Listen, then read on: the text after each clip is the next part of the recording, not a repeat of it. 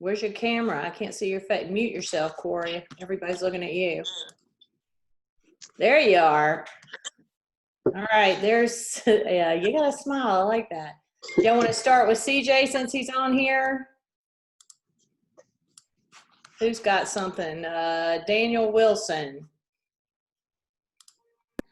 Hey, CJ. First off, I just wanted to ask and get your perspective on the rehabilitation process from the injury last year, especially considering tail end of that was excuse me, tail end came during the pandemic and the reacclimation to playing again.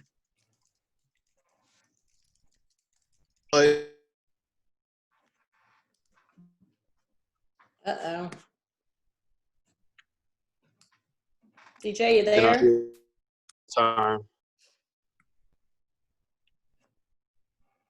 It wasn't say easier, but it was a lot smoother than when the first time it happened. I think we might have missed some of that, CJ. All I got was the last sentence. Was that, or did you just say one sentence? No, I said a few things.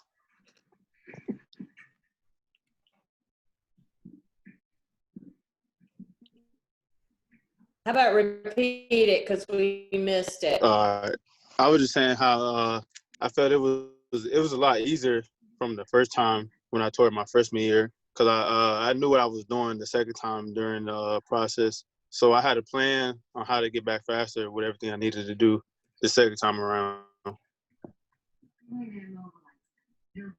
Jonas Pope, you have something? I do. This question is, well, CJ's the only one here, so yeah, for CJ. You said you knew what you were doing the second time around, but was it still just as hard to get past mentally because, it was your first play of the game that last year? Was it still a mental hurdle to get past this whole process again the second time? I think mentally, it was just staying positive, knowing that I wasn't going to be able to play that season.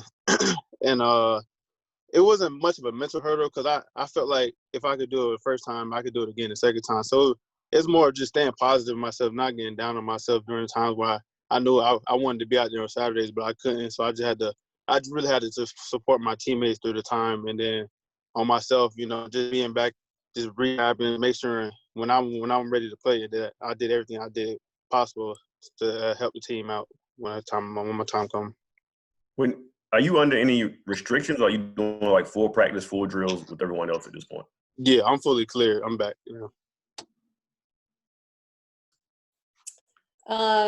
Corey Smith, what you got? CJ, this one's also for you. As we saw from the limited clips yesterday, it clearly didn't look like you had any restrictions at all. I mean, how good did it feel to finally get back out there and finally, be able to do the things that you can do as a wide receiver? It's a great feeling, I really sat out for a whole year, and just be able to get back out on the grass with my teammates. Just felt like a kid in a candy shop, just being able to run around, play football again. It was a great feeling. And how much do you still have the relationships that you built from last year with the quarterbacks, but in particular with Devin Leary? You didn't get a chance to play with him during the season last year, but how much have you tried to build that relationship with him based off of what you guys were able to do in spring and summer last year? Just this offseason, just getting with him throwing on the weekend, just to get our timing right before camp started, because I wasn't able to play with him last year. So it was just getting the timing right on the weekends. This offseason really helped us out day one and day two of camp so far. Thank you. Andrew Schnicker, what you got? This question could be for either of you. Have you guys followed what's been going on with things in the Pac-12 and Big Ten with the student athletes forming unity groups with certain things that they're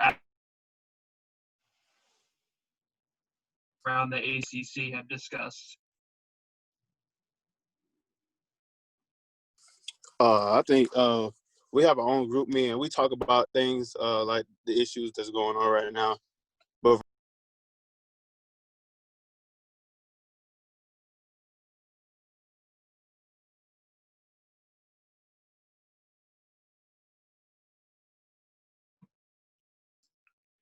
All right, can y'all hear CJ? He was muted for most of that. Razz, you can hear me? Yeah, there we go. All right, you answer, and then Alim, you're on here, so you can answer after CJ. I was just saying how as of right now we have a group me, so we discuss all the issues that if anybody has, they could just come into the group me and just talk about it. But for right now, we're all in this together, and nobody's talked about opting out or anything, so we're just all ready to play. Alim and Bam, do y'all want to answer that one? Yeah. And to piggyback off of what CJ was saying, yeah, nobody's spoken out about, like opting out or anything like that. We feel like we have a lot to prove with ourselves and our team. So we don't really see that as an option right now. We just want to put the work in and grind and, do everything the protocols and whatnot tell us to do for COVID and stuff so we can play a season. Because all of us want to play. There's no opting out. It's not really an option right now. We're not thinking about that. So. Donovan, you want to answer? I didn't hear the question. I just joined in. The question was if you guys had been following what's been going on with the Big Ten and Pac-12, kind of the student athletes forming their unity groups with some of the things that they're asking of the league, and if that's something that you guys or your peers around the ACC have discussed. Oh, yeah, like we all, like they said, like the group meet situation, we all been like kind of communicating and stuff like that. But like Alim said, nobody is like kind of chose to opt out of the season. I know a lot of people are eager to play, so everybody's pretty much been hands down wanting to get back on the field. So that's what everybody's been working to do. Justin Williams, do you have a question?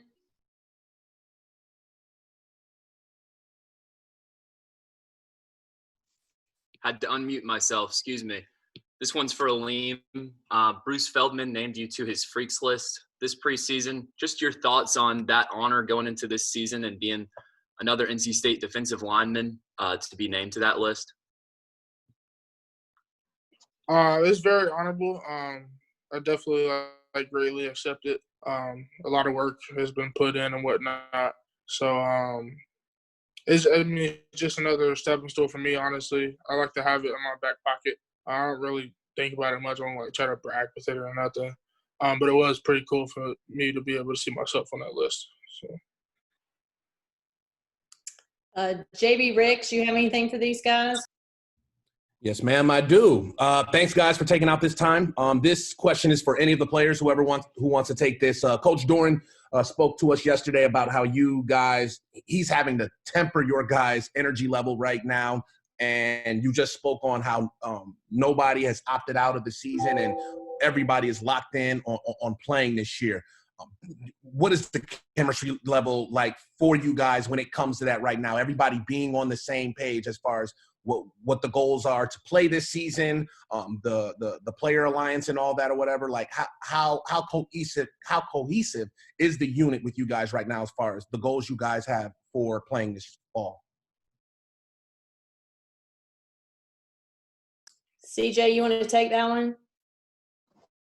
Yeah. I think it's like Alim said, everybody's eager to play. We all get after each other. We talk a little smack here and there. But the unit, we're all one unit. We just out there competing, just trying to get each other better, getting ready for the season, and it's just a great competition right now.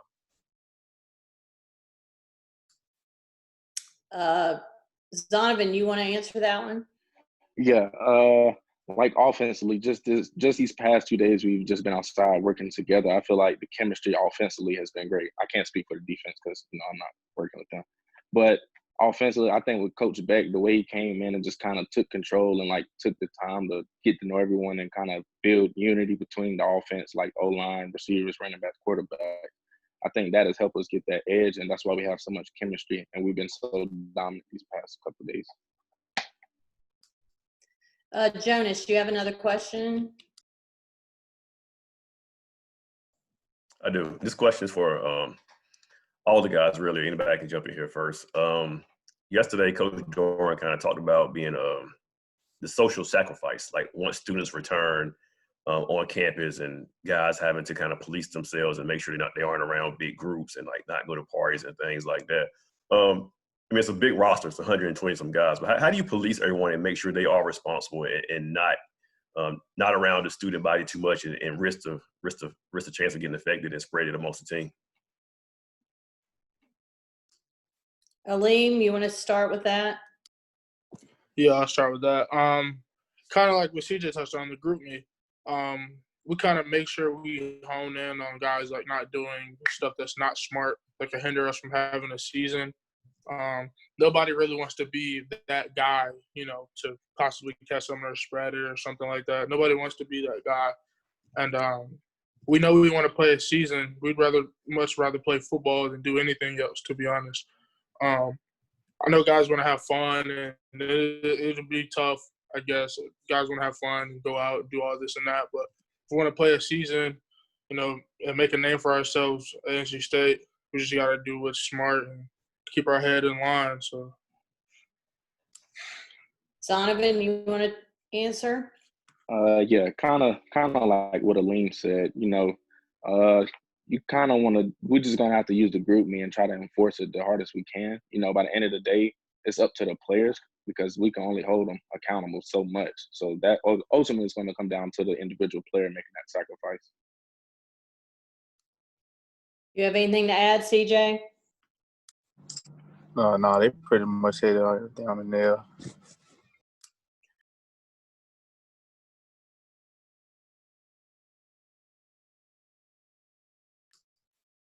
Corey, you got one more? Yeah, so this is for both CJ and Zonovan. What is one of the biggest differences that you guys have seen from fall camp last year of Devin Leary compared to fall camp this year of Devin Leary, from not just the talent standpoint, but from leading this offense as well? Why don't you start, CJ? I think he's definitely more confident in his game and in his leadership. You know, he's taking a step where he knows he has to lead the offense, and we don't go without him. So he has to make the right calls. He has to communicate with everybody. He has to make sure everybody knows what they're doing. And he just sits down with us after practice, and we go over routes and stuff and say, you did this wrong. You need to do this better. He's just communicating a lot more better than he has in the past. Zonovan? Yeah, exactly what CJ said. You could definitely tell he's more confident this year. Like last year, you could kind of tell he was stressing over trying to prove himself to the coaches, and this year it's more natural. Like you could tell the difference that confidence makes on people in the matter of a year. Joe Mazer, you have something for these guys?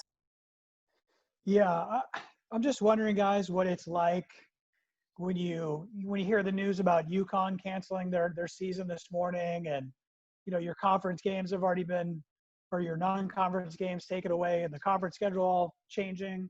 Like, is it just like you don't know what's going to come around the next turn? Or are you hyper focused on just what you're doing, or how do you manage all this uncertainty?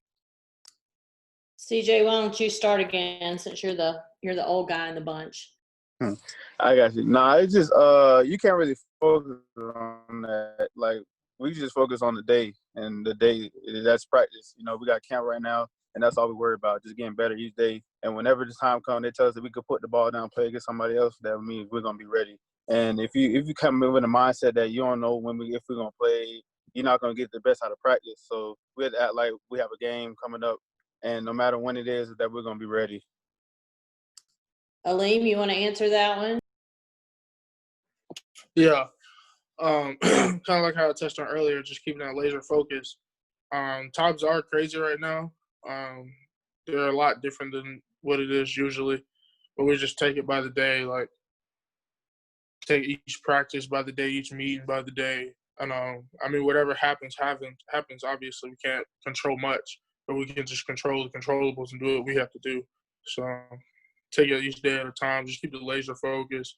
We see all that stuff. It's kind of hard not to see it, but we just take it day by day. We want to play football. We want to be safe as well, but we want to play football. So.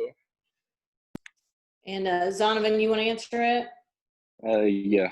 kind of like what Alim and CJ said, we just all have to be prepared just in case they say we can't put the ball down. Ultimately, nobody really knows if we'll be able to have a season or not. But whenever they announced when we could play and if it will be official or not, we just have to be ready to go out there and play.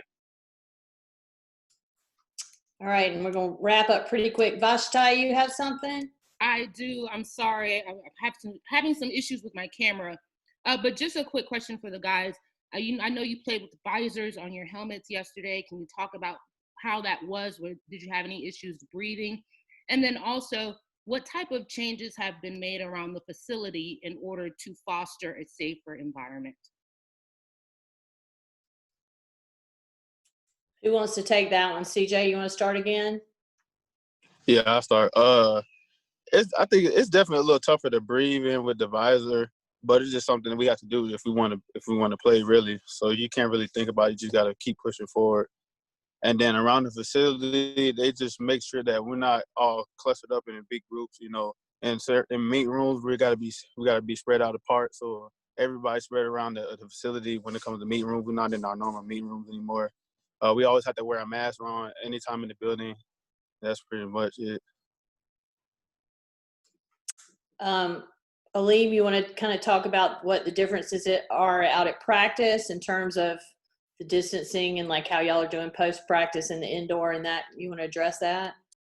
Yeah, so we never really have – so they kind of split up offense, defense. We never really cross paths with the offense when we're doing anything, to be honest, whether we're going to the weight room or just going to a meeting or something. But post-practice wise, we have to drop our stuff off in the indoor so to get sprayed down and sanitized, take our jerseys off, helmets, and put it in a chair. And it gets sprayed and sanitized, and we go inside, and then we'll hit the cold tubs and whatnot. And the offense has to wait. They won't allow the offense in the building or with us, or so we don't collide in mixed groups and whatnot. So we'd have a lot of people in the same area. Everywhere you go, like she just said, everywhere you go, you have to have a mask on. That's heavily enforced, outside and in the building. A lot of changes have been made. We don't meet in our regular meeting rooms. Half the time, we don't even see guys on the other side of the wall sometimes, just so we don't collide. And it's actually a good thing, and it's been productive so far. So there's been quite a few changes made, but right now it's been very productive. So. And then Zonovan, you want to wrap up and kind of talk about what the difference has been even in how y'all are doing meals and things like that? Yeah, with like meals, the way our cafeteria is set up, they had like players lounge and then the cafeteria is right there. They kind of section it off by like your roommates who you staying with, trying to keep people from crossing paths and cross-contaminating. So that has been pretty much an adjustment for us, but I think it'll be beneficial in the long run, especially with the whole COVID situation and having a season. Like, we need to make sure that we keep it that zero players test positive. All right, guys, I'm going to let these guys go take a quick nap, and I appreciate everybody.